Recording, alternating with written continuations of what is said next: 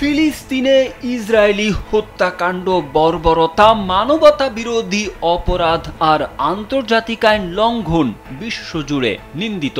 যদিও ক্ষমতা টিকিয়ে রাখতে সবকিছু দেখেও না দেখার ভান করছে মুসলিম দেশগুলোর সরকার প্রধান সহ অনেক রথী মহারথী। ঠিক তখন ফিলিস্তিনের পক্ষে বলিষ্ঠ আওয়াজ তোলেন জাতিসংঘ বিশেষজ্ঞ ফ্রান্সেস্কা আলবানেজ। গাজায় ইসরায়েলি আগ্রাসন ও মানবাধিকার লঙ্ঘনের বিষয়ে বিস্তারিত প্রতিবেদন দেন তিনি।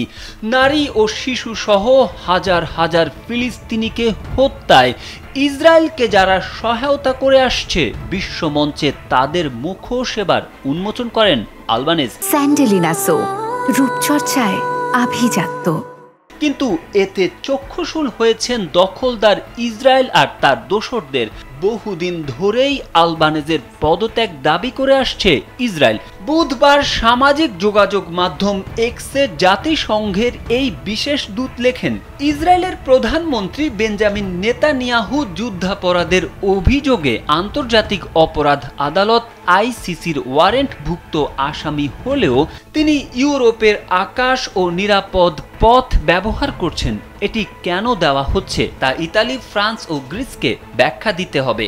এই তিন দেশের নাগরিকদের জানা উচিত আন্তর্জাতিক আইন লঙ্ঘনের রাজনৈতিক তৎপরতা সবাইকে দুর্বল করে এবং ঝুঁকির মধ্যে ফেলে। এরপরেই আলবানেজের বিরুদ্ধে নিষেধাজ্ঞা দেয় ইসরায়েলের সব অপকর্মের স্বীকৃতি ও সমর্থন দেওয়া মিত্রদেশ যুক্তরাষ্ট্র, যার আওতায় যুক্তরাষ্ট্রে তার সমস্ত সম্পদ জব্দ করা হবে। এমনকি সে দেশে ঢুকতে পারবেন না আলবানেজ ও তার পরিবারের সদস্যরা। তবে প্রতিক্রিয়া জানতে চাইলে জাতিসংঘের বিশেষ দূত ফ্রান্সেস্কা আলবানেজ আল জাজিরাকে জানিয়েছেন, মাফিয়া স্টাইলের ভয় ভীতির কৌশল নিয়ে কোনো মন্তব্য নেই। ব্যস্ত আছি রাষ্ট্রগুলোকে তাদের দায়িত্ব মনে করিয়ে দিতে।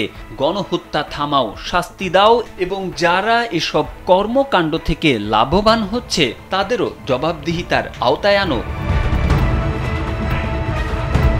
তারেক আহমেদ, কালবেলা।